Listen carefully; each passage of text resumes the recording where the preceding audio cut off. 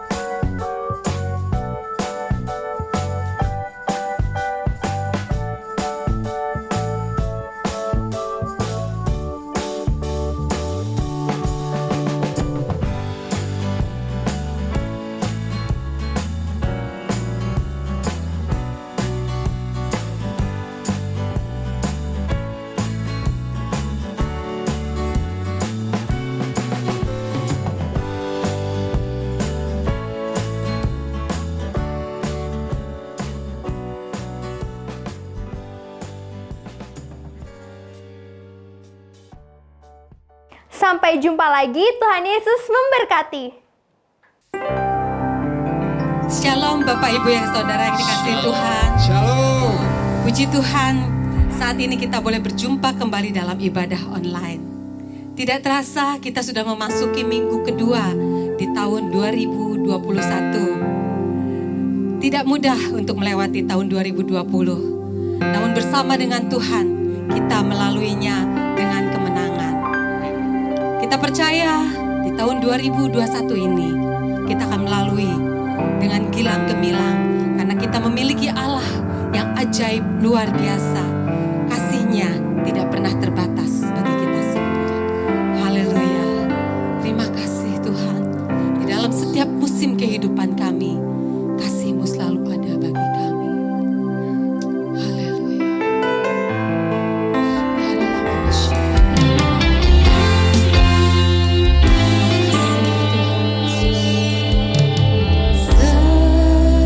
Semusim berlalu, namun Kau selalu pelihara aku. Kasih dan setiamu tak pernah layu di hidupku.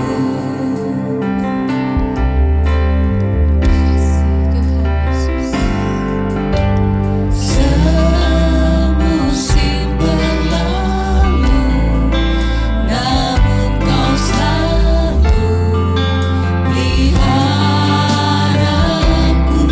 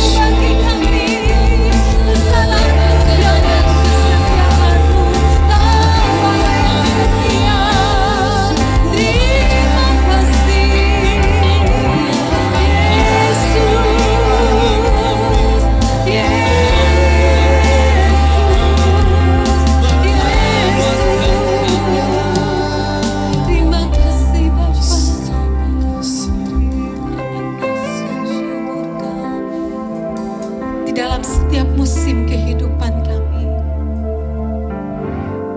Engkau Allah yang selalu ada. Engkau tidak pernah meninggalkan kami. Kasih-Mu tidak terbatas. Kasih-Mu luar biasa bagi kami, ya Allah. Kami mau menaikkan syukur kami. Kami mau menaikkan pujian kami kepadamu, Tuhan. Allah yang layak menerima semua pujian kami. Terima kasih, Allah.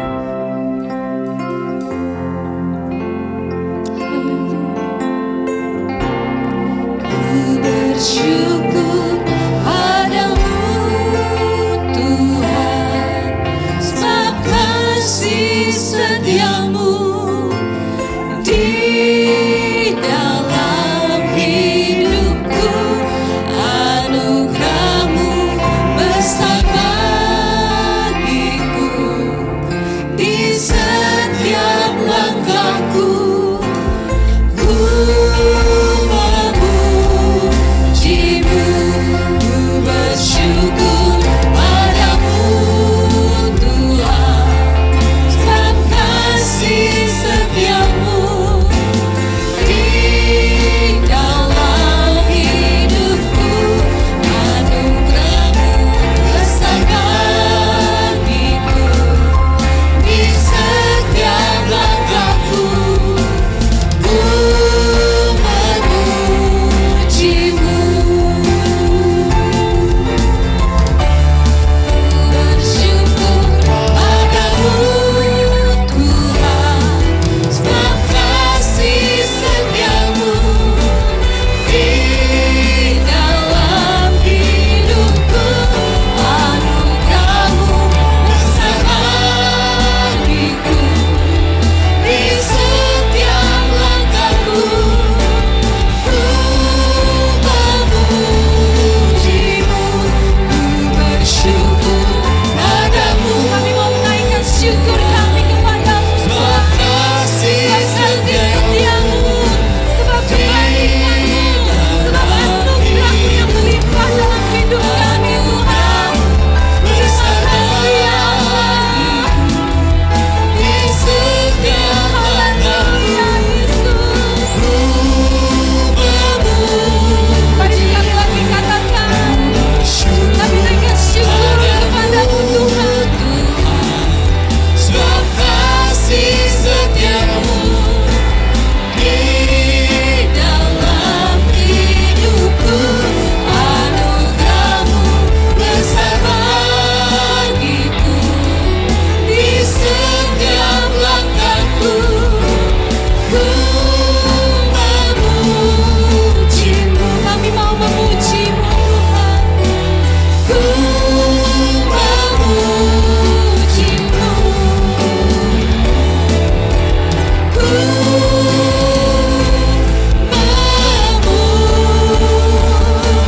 memuji-Mu. Haleluya. Oh, Yesus. Segala pujian, hormat, kemuliaan hanya bagi-Mu, Tuhan. Segala syukur kami naikkan kepadamu. Allah yang sangat baik, Allah yang mengasihi kami, Allah yang selalu siap menolong kami, Allah yang selalu ada bagi kami. Dan saat ini Tuhan, kami mau bersuka cita, kami mau bersorak-sorai, kami mau memuji, menyembah Allah yang baik bagi kami. Terima kasih Tuhan, dalam nama Yesus, haleluya. Amin. Mari berikan tepuk tangan bagi Allah kita. Haleluya Yesus, terima kasih Tuhan. Memasuki tahun 2021 ini, kami mau berjalan bersama dengan Engkau Tuhan. Haleluya. Berjalan bersamamu, tak akan ku gentar. Tanganmu menopang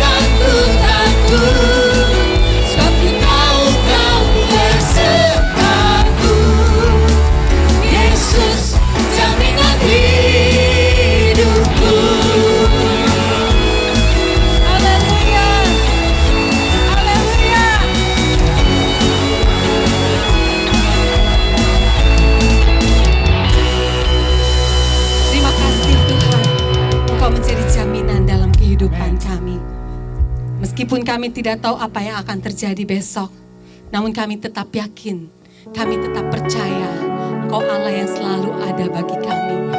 Tangan-Mu selalu terulur tersedia bagi kami dan siap untuk menolong kami. Terima kasih Tuhan, Engkau selalu ada bagi kami. Haleluya.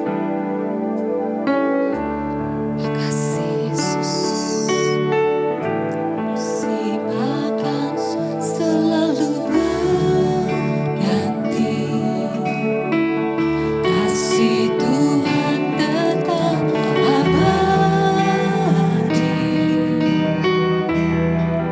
Tak akan berubah sampai selamanya. Ku tetap percaya. Ku yakin Tuhan memberkati. Ku yakin Tuhan melindungi. Burung di udara Tuhan pelihara karena kasih-Nya. Tuhan selalu menolongku.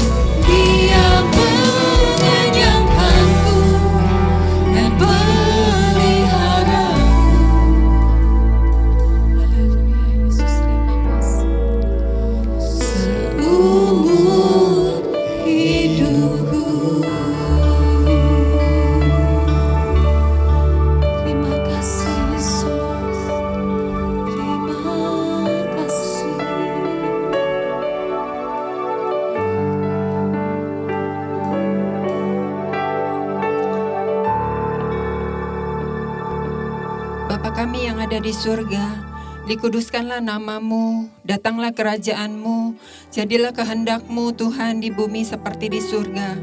Bapa, terima kasih Tuhan, kami mengucap syukur untuk awal tahun ini Tuhan, di mana Tuhan sudah memimpin kami, sudah memberkati kami, sudah berjalan di depan kami. Kami mengucap syukur ya Bapa. Bapa, di awal tahun baru ini Tuhan, kami terus Tuhan meminta penyertaan-Mu Tuhan bagi kami Tuhan Yesus. Engkaulah yang berjalan di depan kami Bapa. Terima kasih Tuhan, kami mengucap syukur untuk kasih dan setia-Mu Bapa. Bapa, kami berdoa Tuhan memberkati kota kami, kota di tempat di mana kami boleh berada Tuhan. Engkau curahkan kasih karunia-Mu, damai sejahtera-Mu Bapa. Kami juga berdoa buat bangsa kami Indonesia. Engkau juga yang terus memimpin bangsa kami Tuhan. Engkau yang terus memberikan kasih karunia-Mu atas bangsa dan pemerintahan kami Tuhan. Bapa, kami percaya Engkau berdaulat atas pemerintahan kami. Engkau berdaulat atas bangsa dan negeri ini Tuhan. Kami percaya Engkau Allah yang hidup, yang memerintah di dalam negeri ini Tuhan. Kami berdoa buat gereja-Mu Tuhan. Walaupun kami tidak bisa berjumpa secara fisik Tuhan, kami percaya Roh-Mu tinggal di dalam setiap kami Tuhan. Kami juga terus Tuhan, terus beriman kepada Engkau, terus memuji menyembah Engkau, terus menjadikan Engkau Allah yang terutama di dalam hidup kami Tuhan. Bahwa kami mengerti Tuhan, untuk kami masuk ke dalam kerajaan-Mu Tuhan, ke dalam rencana-Mu yang abadi Tuhan. Bahwa kami tinggal di dalam satu kerajaan yang tidak tergoncangkan Tuhan. Walaupun keadaan ini Tuhan tidak menentu Tuhan, tapi satu hal yang kami percaya Tuhan, kami berada dan hidup bersama-sama Engkau, Allah Raja di atas segala raja. Oleh sebab itu Tuhan, kami mau terus Tuhan, hidup kami dipenuhi dengan kasih karunia dan damai sejahtera-Mu Tuhan. Karena kami percaya Tuhan, Engkau Allah yang tetap sama, Allah yang dahulu menyertai umat-Mu Tuhan, dan juga sekarang menyertai kami, umat yang hidup dalam generasi ini Tuhan. Tuhan, kami tahu Tuhan, hari-hari ini bukan hari-hari yang mudah Tuhan. Kami tahu Tuhan, hari-hari ini begitu berat Tuhan. Tapi satu hal yang terus kami mau pegang Tuhan, bahwa Engkau Allah yang tidak pernah meninggalkan umat-Mu. Engkau menyertai kami Tuhan. Engkau terus memimpin kami berjalan Tuhan. Engkau yang terus membawa kami masuk ke dalam satu Tuhan rencana-Mu Tuhan Yesus, dan membawa kami terus untuk menuju Tuhan kekekalan yang abadi Tuhan. Terima kasih Tuhan, kami mengucap syukur untuk tahun yang baru ini Tuhan. Biarlah Tuhan hati kami dipenuhi dengan kasih-Mu Tuhan, dipenuhi dengan damai yang daripada Engkau Tuhan. Terima kasih Tuhan, kami mengucap syukur. Kami berdoa juga Bapa untuk gembala di tempat ini Tuhan, Pak Filipus Tuhan, dan wakil Pak Bona Tuhan, dan seluruh staf pengerjaan di gereja ini Tuhan. Biarlah kasih-Mu, kebaikan-Mu, kemurahan-Mu tetap mengikuti mereka Tuhan. Mereka semakin hari semakin kuat Tuhan. Walaupun kami tidak bisa bertemu Tuhan, tapi roh kami tetap sama. Kami percaya Tuhan, kami punya roh yang sama, dan roh Tuhan tetap tinggal di dalam setiap kami. Terima kasih Tuhan, sebentar kami mau mendengar firman-Mu. Urapi hamba-Mu, urapi kami semua. Kami terima Tuhan dengan sukacita di dalam nama Tuhan Yesus. Haleluya. Amin. Shalom jemaat yang dikasihi Tuhan, senang sekali boleh berjumpa kembali dalam ibadah online pada hari ini. Saya percaya kita semua dalam keadaan baik, diberkati Tuhan dan sehat. Puji Tuhan, hari ini saya mau sampaikan satu firman Tuhan yang sangat baik dan penting buat kita tentang Kingdom of God, pancaran dirinya atau pancaran diri Allah. Nah, sebelum kita masuk dalam pembahasan firman Tuhan, kita akan menyaksikan sedikit cuplikan video untuk saudara saksikan. Kemegahan istana ini disandingkan dengan Versailles di Prancis. Schönbrunn sendiri memang menjadi salah satu daya tarik utama wisata di kota Wina, Austria. Istana ini dibangun pada 1696 sampai 1712 di atas perintah Raja Leopold I dengan 1441 kamar. Di sekitarnya terdapat halaman luas, labirin, maze atau glorious atau rumah marmer dan kebun binatang tertua di dunia.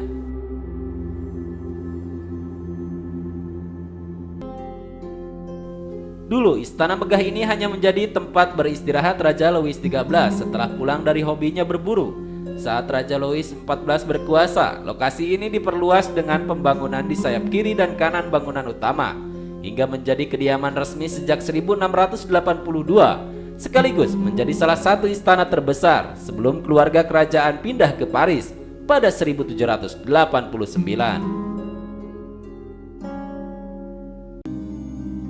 Awalnya lokasi ini adalah kebun mulberry milik Raja James I yang berkuasa pada 1603 sampai 1625. Tempat ulat bulu memproduksi benang-benang sutra. Namun karena gagal panen, lokasi ini dibeli bangsawan bernama Buckingham pada 1703 yang membangun rumah megah. Setelah sang bangsawan meninggal, Raja George III membelinya lagi pada 1761 sebagai hadiah bagi Ratu Charlotte. Disebut juga kota terlarang. Bangunan yang terletak di Beijing ini adalah istana kekaisaran dinasti-dinasti China. Istana ini dibangun pada 1406 sampai 1420 di masa dinasti Ming dan menjadi bangunan kuno terbesar di dunia dengan luas lebih 7 juta kaki persegi dan berisi lebih 8.707 kamar. Bangunan ini pun sudah diakui sebagai situs warisan dunia UNESCO pada 1987.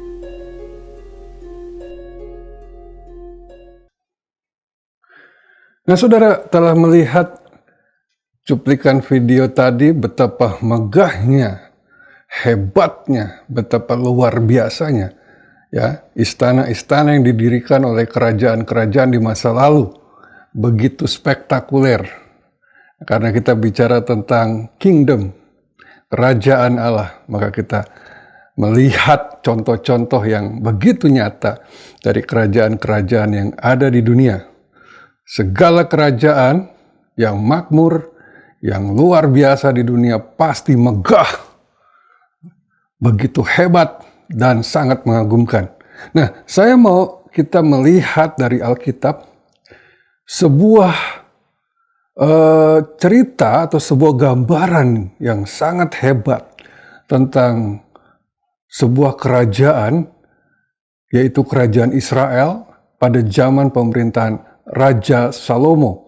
Saudara akan menyaksikan dan melihat dalam ayat-ayat tersebut betapa hebatnya kerajaan Israel pada masa pemerintahan Raja Salomo. Saya ajak saudara untuk membaca dari kitab 2 Tawarik 9 ayat 1 sampai 9 dan juga ayat 12. Baik, saya akan bacakan buat saudara. Dari ayat 1 sampai ayat 9, ketika Ratu Negeri Sheba mendengar kabar tentang Salomo, maka dengan pasukan pengiring yang sangat besar dan dengan unta-unta yang membawa rempah-rempah, banyak emas dan batu permata yang mahal-mahal, datanglah ia ke Yerusalem, hendak menguji Salomo dengan teka-teki. Setelah ia sampai kepada Salomo, dipercakapkannyalah segala yang ada di dalam hatinya dengan dia. Dan Salomo menjawab segala pertanyaan ratu itu. Bagi Salomo tidak ada yang tersembunyi yang tidak dapat dijawabnya untuk ratu itu. Wow, Bapak Ibu Saudara, ini sebuah kisah yang sangat menarik pada zaman pemerintahan Raja Salomo. Dia begitu terkenal di seluruh dunia karena hikmatnya yang sangat luar biasa dan juga kemasyhuran akan kekayaan dan kehebatannya.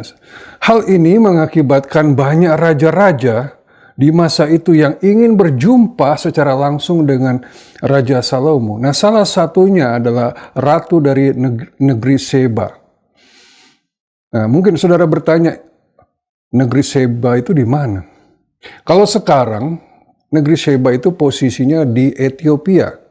Nah, saudara jangan membayangkan negeri Sheba itu seperti Ethiopia saat ini. Ya, pada masa lalu, di zaman itu, Ethiopia adalah kerajaan besar yang sangat amat kaya. Kerajaan yang sangat makmur. Ya. Sehingga ketika Ratu Sheba mendengar tentang kehebatan dan keluar biasaan Salomo dan kerajaannya, maka dia tertarik untuk datang dan dia membawa begitu banyak harta, begitu banyak pasukan, begitu banyak hadiah-hadiah. Selain untuk memberi hadiah kepada Raja Salomo, dia juga ingin memperlihatkan kemuliaannya lewat semua yang dia bawa. Dan akhirnya terjadilah perjumpaan dua raja besar ini. Dan setelah itu, saya yakin ada banyak waktu dihabiskan bersama untuk saling menguji hikmat masing-masing, dan juga Salomo memperlihatkan segala kemuliaan yang ada dalam kerajaannya, dalam istananya. Nah, mari kita lihat respon dari Ratu Sheba di ayat 3 sampai selanjutnya. Dikatakan begini, ketika Ratu Negeri Sheba melihat hikmat Salomo dan rumah yang telah didirikannya, makanan di mejanya, cara duduk pegawai-pegawainya, cara pelayan-pelayannya melayani dan berpakaian, juru-juru minumannya, dan pakaian mereka, dan korban bakaran yang biasa dipersembahkannya di rumah Tuhan, maka tercenganglah ratu itu. Baik, Bapak Ibu Saudara, ketika dia menguji hikmat Salomo, bertanya begitu banyak pertanyaan dan juga teka-teki dan hal-hal yang selama ini menjadi sebuah misteri buat Ratu Sheba, dan Salomo bisa menjawab semua dengan sangat luar biasa. Dan kemudian dia juga melihat betapa megahnya istana atau rumah yang didirikan oleh Salomo. Dia terkagum-kagum melihat makanan yang tersedia, yang disiapkan oleh pelayan-pelayan. Kemudian cara duduk para pegawai, cara berdiri mereka, cara mereka melayani, pakaian-pakaian yang mereka pakai, ya, keahlian juru minumannya, dan semua yang ada, juga korban bakaran yang dipersembahkan oleh Salomo, begitu mencengangkan ratu tersebut. Dan sungguh-sungguh membuat dia sangat terkagum-kagum. Dan dia berkata dalam ayat 5, dan ia berkata kepada raja, benar juga kabar yang kudengar di negeriku tentang engkau dan tentang hikmatmu. Tetapi aku tidak percaya perkataan-perkataan mereka sampai aku datang dan melihatnya dengan mataku sendiri. Sungguh, setengah dari hikmatmu yang besar itu belum diberitahukan kepadaku. Engkau melebihi kabar yang kudengar. Berbahagialah orang-orangmu dan berbahagialah para pegawaimu yang selalu melayani engkau dan menyaksikan hikmatmu. Terpujilah Tuhan Allahmu yang telah berkenan kepadamu sedemikian, sehingga ia mendudukan engkau di atas tahtanya sebagai raja untuk Tuhan Allahmu. Karena Allahmu mengasihi orang Israel, maka ia menetapkan mereka untuk selama-lamanya dan menjadikan engkau raja atas mereka untuk melakukan keadilan dan kebenaran. Dan itulah respon atau sebuah kesimpulan yang didapat oleh Ratu Sheba atas kemuliaan dan kehebatan Salomo dan kerajaannya. Dan dia menyatakan semua ini ya dengan mengagungkan Salomo, bahkan memuliakan Tuhan, luar biasa. Ayat 9, lalu diberikan kepada raja 120 talenta emas dan sangat banyak rempah-rempah dan batu permata yang mahal-mahal. Tidak pernah lagi ada rempah-rempah seperti yang diberikan Ratu Sheba kepada Raja Salomo itu. Raja Salomo memberikan kepada Ratu Negeri Sheba segala yang dikehendakinya dan yang dimintanya, melebihi yang dibawa ratu itu untuk raja. Lalu ratu itu berangkat pulang ke negerinya bersama-sama dengan pegawai-pegawainya. Wah, amazing saudara. Kedua orang ini saling bertukar hadiah, bahkan Salomo memberikan lebih banyak daripada yang diberikan. Itulah style dari seorang raja besar yang agung dan luar biasa. Nanti kita akan melihat apa saja yang dikagumi oleh Ratu Sheba atas Salomo dan kerajaan. Yang pertama tadi dikatakan dia kagum akan hikmat Salomo. Kalau saudara baca 1 Raja-Raja pasal 4 ayat 29-30 dikatakan, dan Allah memberikan kepada Salomo hikmat dan pengertian yang amat besar, serta akal yang luas seperti dataran pasir di tepi laut, sehingga hikmat Salomo melebihi hikmat segala Bani Timur dan melebihi segala hikmat orang Mesir. Wah, amazing saudara. Nah, di sini kita lihat bahwa Tuhan memberikan kepada Salomo hikmatnya. Jadi Allah memberikan hikmat Allah kepada Salomo sehingga pengetahuan dan hikmat dan kebijaksanaan yang melebihi semua orang. Bahkan kalau baca ayat berikutnya, saudara, dikatakan bahwa dia melebihi semua orang yang ada di dunia dalam hikmat. Luar biasa, saudara. Jadi, Salomo memiliki hikmat yang tidak tertandingi. Nah, Bapak Ibu Saudara, kita juga akan melihat kekaguman Ratu Sheba terhadap hal-hal yang lain yang tadi disampaikan. Cuma karena saya agak sulit mencari gambar-gambar dari kemegahan Salomo, maka saya menggantikannya dengan kerajaan lain yang masih bisa kita lihat bangunannya dan sebagainya, supaya saudara lebih mudah ya membandingkannya. Kalau kerajaan Salomo itu 3.000 tahun yang lalu ya, sudah sulit sekali dicari sisa-sisa kemegahan. Nah, saya akan melihat sebuah kerajaan yang sangat besar juga, yang masih bisa kita lihat peninggalan-peninggalannya yang masih utuh dan masih begitu indah, saudara. Yaitu kerajaan di Tiongkok. Sang Ratu Sheba mengagumi rumah atau istana yang didirikan oleh Salomo. Mari kita lihat kalau bangunan kerajaan itu yang megah seperti apa. Nah, kita beri contoh di sini, kita lihat di sini istana Forbidden City di Tiongkok. Ya, bangunannya masih berdiri di Beijing. Lihat saudara, begitu hebat dan megahnya. Kalau saudara lihat di situ di gambar, orang-orang begitu kecil dibandingkan bangunan yang ada, yaitu istana Forbidden City. Rumah atau istana ini didirikan dengan luas 72 hektar, saudara. Bisa bayangkan istana ini luasnya 72 hektar. Wow. Dan terdiri dari 980 bangunan. Jadi bukan cuma satu bangunan tunggal, tapi terdiri dari 980 bangunan yang berisi 8.728 ruangan dan kamar. Wow. Saudara bisa bayangkan istana itu memiliki 8.728 ruangan dan kamar. Ribuan, hampir 9.000 kamar. Saudara bisa bayangkan betapa begitu dahsyatnya. Kita nggak bisa bayangkan betapa sulitnya memelihara dan menjaga semua ruangan ini. Tapi waktu itu ya, raja mendirikan sedemikian rupa.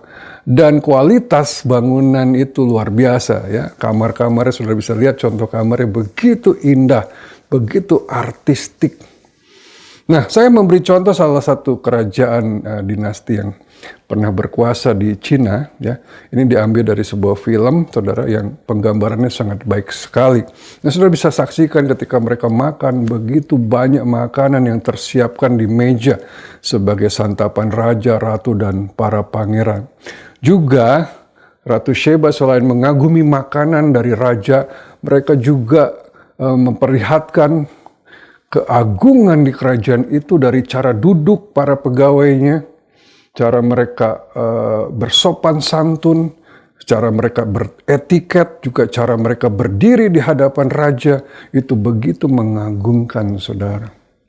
Lalu juga sang ratu melihat bagaimana cara pelayan-pelayannya melayani dan berpakaian. Mereka begitu rapi, begitu terlatih, begitu beretiket, bermartabat, dan pakaian yang dikenakan begitu indah. Ya, sebelum mereka bertugas, mereka saling mendandani ya teman-temannya supaya semuanya bisa tampil prima, luar biasa. Dan juga ratu mengagumi juru-juru minuman dan juga pakaian mereka. Semua ini begitu sangat hebat, spektakuler, perfect, sehingga menimbulkan kekaguman yang amat sangat.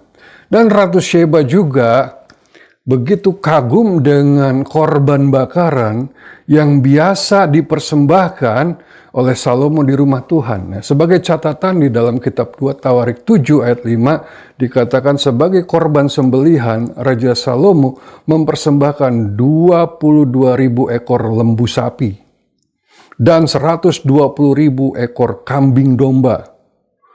Luar biasa. Dia tidak tanggung-tanggung kalau mempersembahkan korban buat Tuhan. Dikatakan di situ 22.000 ekor lembu sapi dan 120.000 ekor kambing domba. It's amazing, saudara.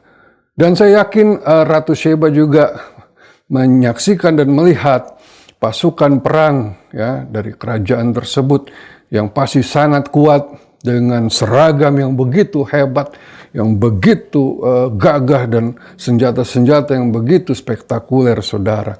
Dan itulah menimbulkan kekaguman yang sangat hebat. Sehingga Ratu Sheba berkata, baru setengahnya saja yang ku dengar tentang engkau. Ternyata engkau lebih hebat dari yang ku pikirkan dan yang ku dengar. Wow, itulah sebuah kerajaan. Itu kerajaan yang ada di dunia. Nah, saya mau kita berpikir ini. Mengapa kerajaan harus sedemikian megah, harus sedemikian hebat dan mengagumkan? Mengapa kerajaan tuh nggak bikinnya sederhana aja? Istana juga ya nggak usah terlalu banyak lah, ruangannya cukup 100. Kenapa harus sampai hampir 10.000? Begitu banyak, untuk apa pemborosan ini? Kenapa harus semua pakaiannya begitu mewah? Kenapa begitu rapi, begitu tertata? Kenapa harus begitu megah dan hebat sebuah kerajaan itu? Nah, ini pertanyaan yang baik. Karena kalau saudara lihat tadi, seluruh istana yang saudara saksikan, baik di Eropa, di China, itu baru sebagian ya, karena saya terbatas waktu. Hanya memperlihatkan sebagian istana-istana dari kerajaan-kerajaan masa lalu. Belum yang di India, belum yang di negeri-negeri lain, ya, di Mesir yang begitu megah dan sebagainya. Saudara, mengapa mereka membuat ya kerajaan itu harus sedemikian megah, hebat, dan mengagumkan? Kenapa begitu dahsyat? Nah, saudara, kita akan melihat jawabannya. Karena kerajaan adalah representasi dari raja dan keluarganya. Sekali lagi saya katakan, karena kerajaan adalah representasi dari raja dan keluarganya. Ya, dengan kata lain, kerajaan adalah cerminan, ya, cerminan atau pancaran atau perwujudan nyata dari keagungan raja dan keluarganya. Wah, menarik ini, saudara. Kerajaan adalah cerminan atau pancaran atau perwujudan nyata dari keagungan raja dan keluarganya. Kalau istananya kecil, kumuh, bangunannya jelek, maka orang bisa ngambil kesimpulan bahwa wah, ini rajanya raja abal-abal, raja yang nggak berkualitas, ya, raja yang ya ecek-ecek dan sebagainya. Tapi seorang raja, apalagi dia begitu makmur, dia harus mempertontonkan kehebatannya itu dalam segala hal yang ada dalam kerajaannya, dalam istananya, bahkan di dalam kehidupan rakyatnya. Karena kerajaan adalah cerminan atau pancaran atau perwujudan nyata dari keagungan raja dan keluarganya.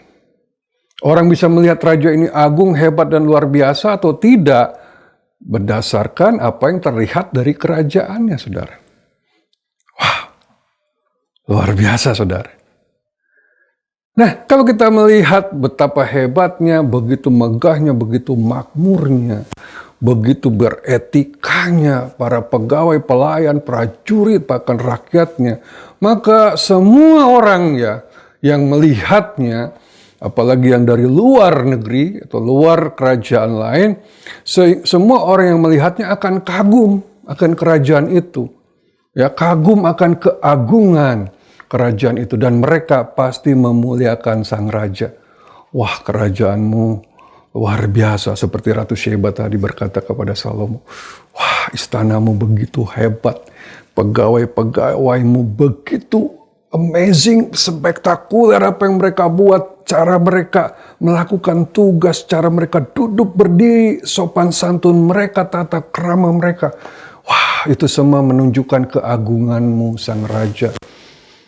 Dan akhirnya saudara, dia memuliakan juga Allah yang telah menaruh Salomo sebagai raja di Israel. Jadi raja harus membuat kerajaan begitu megah, hebat, luar biasa, supaya orang bisa melihat keagungannya lewat kerajaan tersebut. Dan akhirnya seluruh rakyat pun terpelihara dan terjamin hidupnya oleh kemakmuran dan kebijaksanaan dari sang raja. Kalau kerajaan itu makmur, kerajaan itu begitu limpah dengan kekayaan, dan rajanya bijaksana, bukan raja yang bodoh, bukan raja yang jahat, maka rakyat akan terpelihara hidupnya, dan mereka akan terjamin hidupnya, dan mereka akan bangga menjadi rakyat dari kerajaan tersebut. Nah, itulah alasannya mengapa waktu itu, dan bahkan di mana-mana ya, bukan cuma di Israel, bahkan di seluruh dunia, semua kerajaan, semua raja menampilkan yang terbaik. Haleluya. Nah, mari kita bicara sekarang tentang kerajaan Allah. Kita akan melihat dulu sebuah contoh yang menarik tentang pancaran ini. Nah, tentunya kita sangat cocok ya jika hal ini dibandingkan dengan matahari ya. Karena matahari lah yang memancarkan sinar dan panas. Nah, saudara, matahari itu terdiri dari 3 unsur ya yang bisa kita lihat dan rasakan. Yang pertama, saudara, matahari kita lihat adalah bendanya ya. Sebuah istilahnya itu bintang yang terdekat dengan bumi, walaupun jaraknya triliunan kilometer ya. Itu bintang yang terdekat dengan bumi dan menjadi pusat dari tata surya kita. Nah, seluruh planet-planet di tata surya mengelilingi matahari, saudara. Besar luar biasa. Dan panasnya bisa mencapai bumi yang begitu jauh. Nah, bendanya itu adalah matahari. Tetapi dia memancarkan sinar. Jadi kalau pagi sampai sore, matahari memancarkan sinar. Sehingga dunia menjadi terang. Ya, bumi menjadi terang. Dan selain sinar, matahari juga memancarkan panas. Saudara coba aja keluar siang-siang di ruangan terbuka, saudara akan merasakan panas atau hangatnya matahari. Kadang-kadang kita nggak kuat karena terlalu terik. Nah, dari pancaran itu banyak hal menguntungkan yang didapat oleh manusia dan semua makhluk yang ada di muka bumi. Ya, yang pertama, terang atau sinar matahari membuat kegiatan di bumi menjadi mudah ya. Di siang hari orang tidak perlu pakai lampu, tidak perlu pakai senter, bisa bergerak bebas, beraktivitas bebas karena ada sinar matahari. Sinar matahari juga sangat berguna bagi ya proses fotosintesis dalam tumbuhan, sehingga tumbuhan bisa menghasilkan oksigen dan juga bisa berkembang, bertumbuh, dan berbuah. Dan di zaman modern ini, sinar matahari juga dipakai sebagai sumber energi listrik, gerak, ya, dan sebagainya. Ya, mereka menggunakan sebuah elemen untuk menangkap panas matahari itu dan dijadikan energi ya untuk kebutuhan di rumah, di pabrik, dan sebagainya.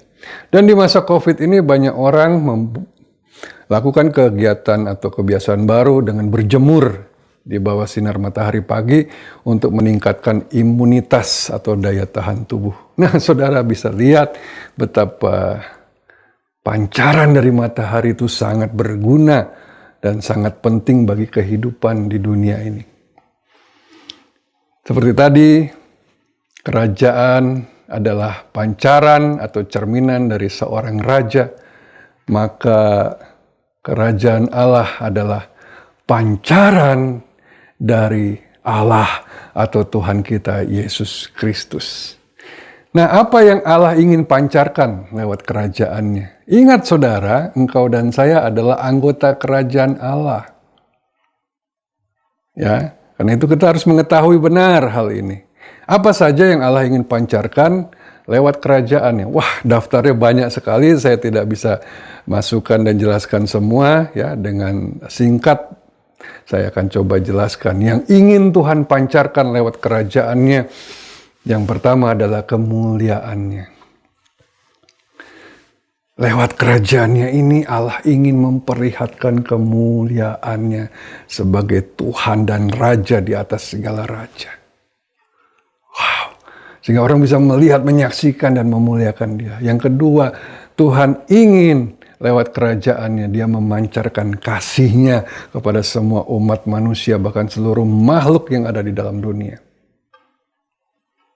Yang ketiga, Tuhan ingin memancarkan atau memperlihatkan kebesarannya. Allah kita Allah yang besar dan luar biasa, dan Dia tunjukkan lewat kerajaannya.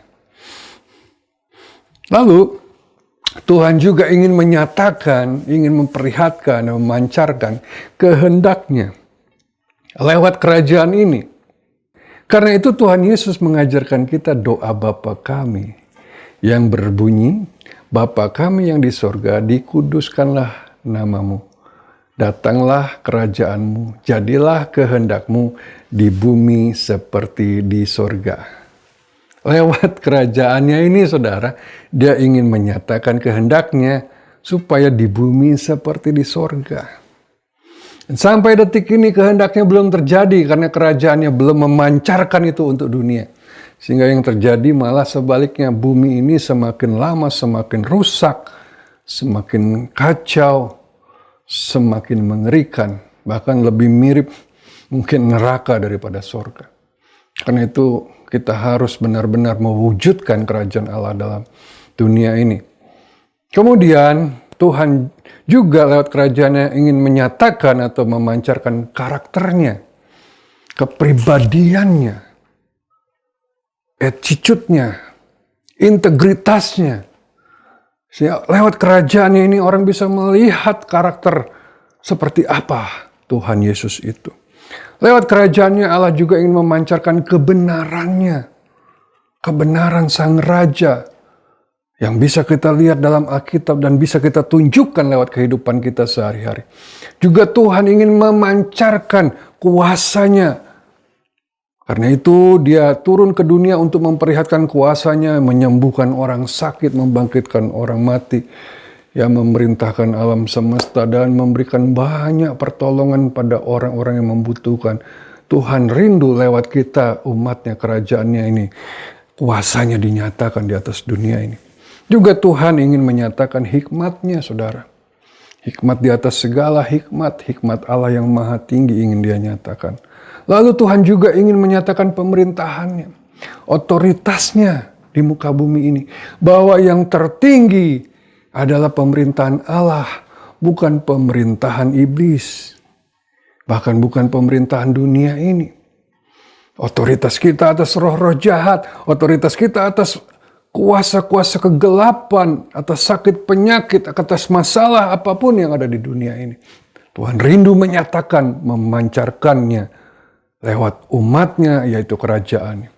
Tuhan ingin menyatakan kekuatannya yang dahsyat dan besar lewat kerajaannya. Tuhan juga ingin memperlihatkan hukum-hukumnya yang adil. Hukum kasih karunia. Hukum-hukum roh yang dinyatakan lewat firman-Nya. Tuhan juga ingin menyatakan kepada kita, saudara, nilai-nilai yang Dia agungkan. Nilai-nilai luhur yang tidak sama dengan nilai-nilai yang ada di muka bumi ini. Tuhan juga ingin memperlihatkan, menyatakan, memancarkan gaya hidupnya, the way of life of Jesus. Cara hidup yang tentunya berbeda dengan cara hidup dunia yang semakin bobrok dan rusak ini.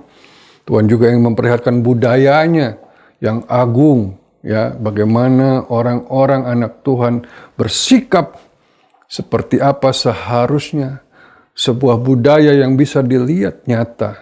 Ya, saya ambil contoh, saya banyak memperhatikan YouTuber luar negeri yang sangat suka atau sangat tertarik dengan negeri Indonesia.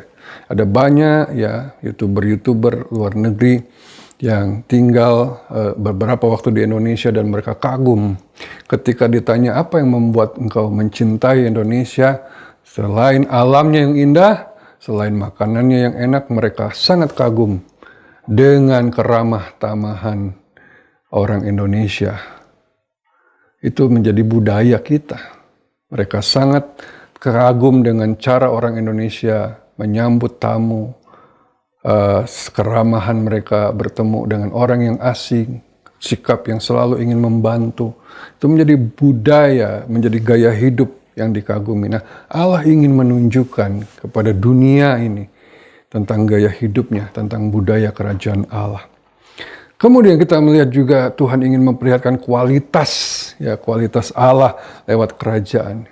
Kerajaan selalu melakukan hal yang paling berkualitas, ingin menunjukkan hal yang paling berkualitas dalam segala hal. Karena itu kerinduan Tuhan untuk kita menjadi pribadi-pribadi yang berkualitas untuk dinyatakan di dunia ini, kualitas kerajaan Allah.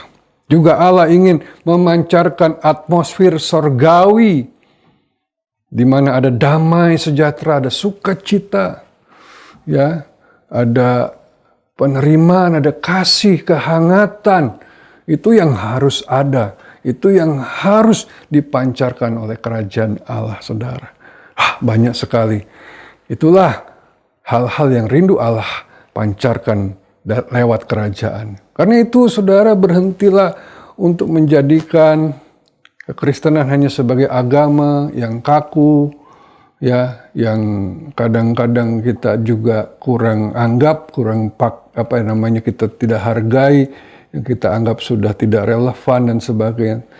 No, kita tidak sedang memamerkan atau memperlihatkan agama, karena agama sudah banyak di dunia ini dan seringkali banyak orang gagal, ya, dalam melakukannya.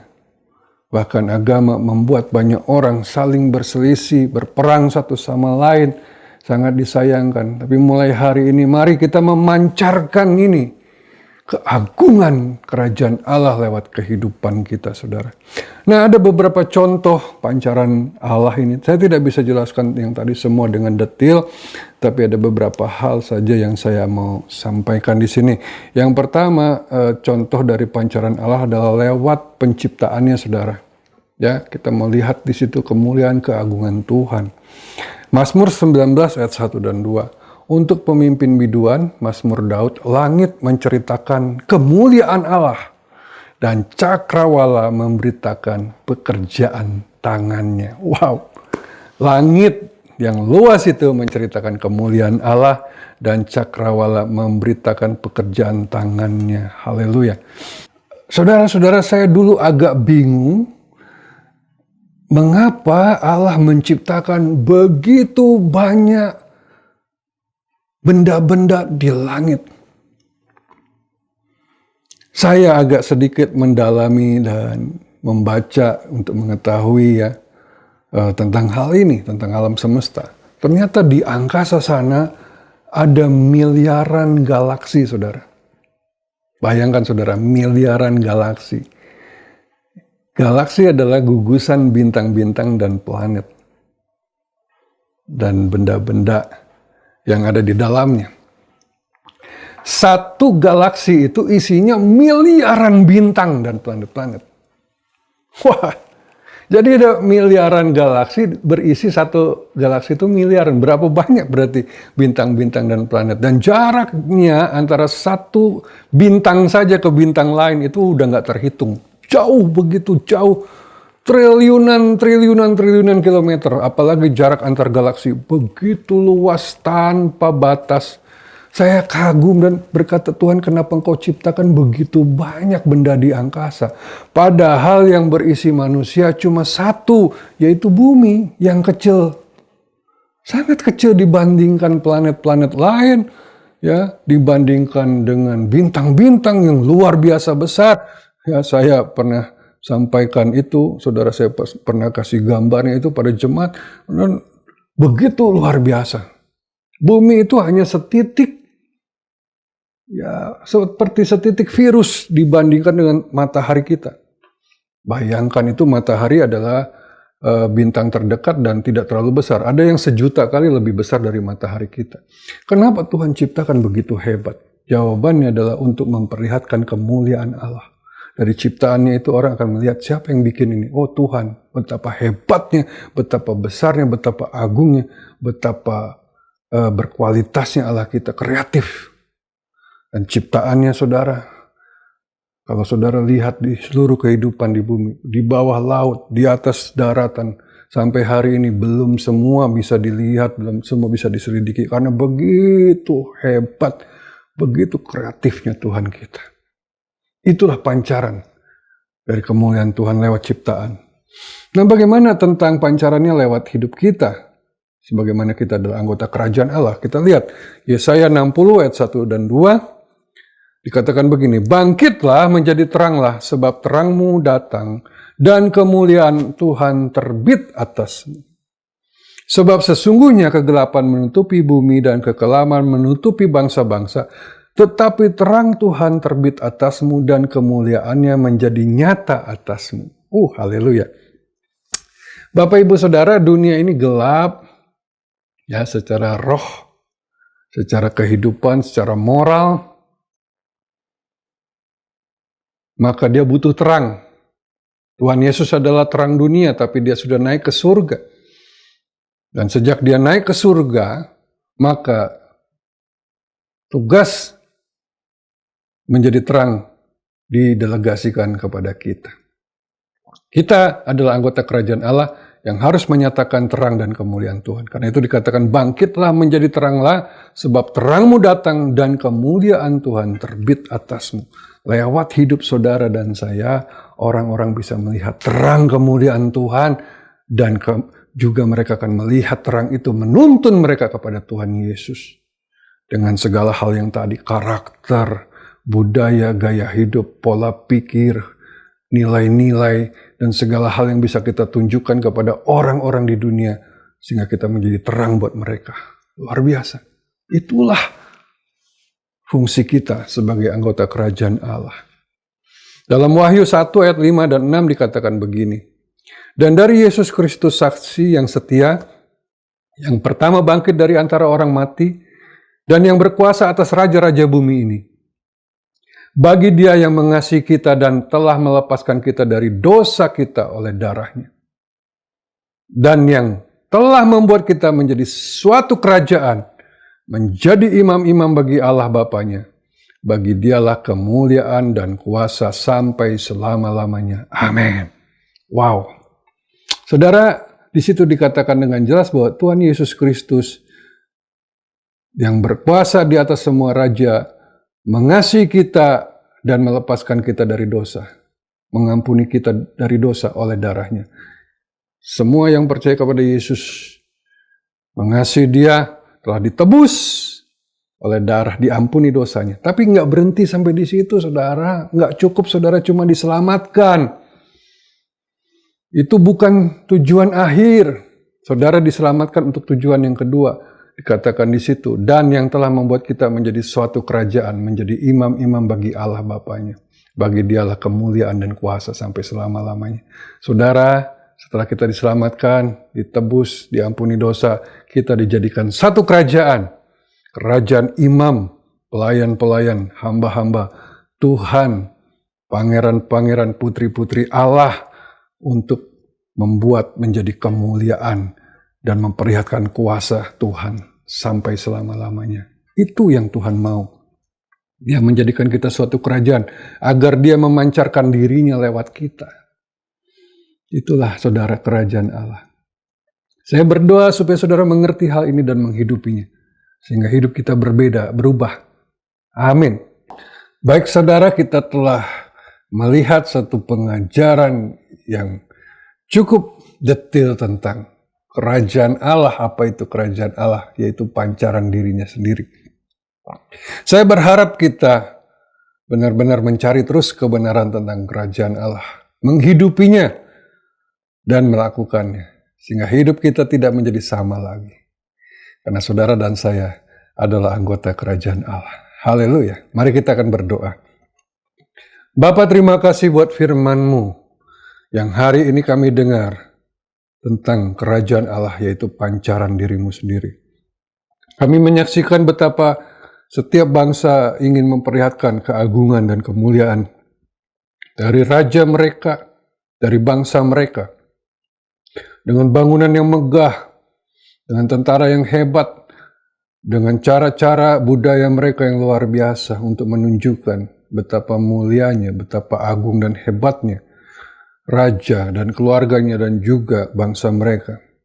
Dan hari ini kami percaya seperti yang firman-Mu katakan, Engkau juga rindu untuk menyatakan, memancarkan kemuliaan-Mu Tuhan lewat kerajaan-Mu. Agar lewat kerajaan-Mu, kemuliaan-Mu dinyatakan. Kasih-Mu, kebesaran-Mu, kehendak-Mu, karakter-Mu, kuasa-Mu, hikmat-Mu, hukum-hukum-Mu, nilai-nilai-Mu, dan segala-gala yang indah, yang luar biasa dalam diri-Mu, ingin Kau pancarkan untuk dunia ini.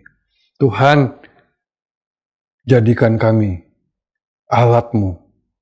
Jadikan kami anggota kerajaan-Mu yang bisa memancarkan semua ini. Sehingga dunia melihat terang, dunia melihat kemuliaan-Mu. Mereka datang kepadamu dan diubahkan hidupnya. Terima kasih Tuhan.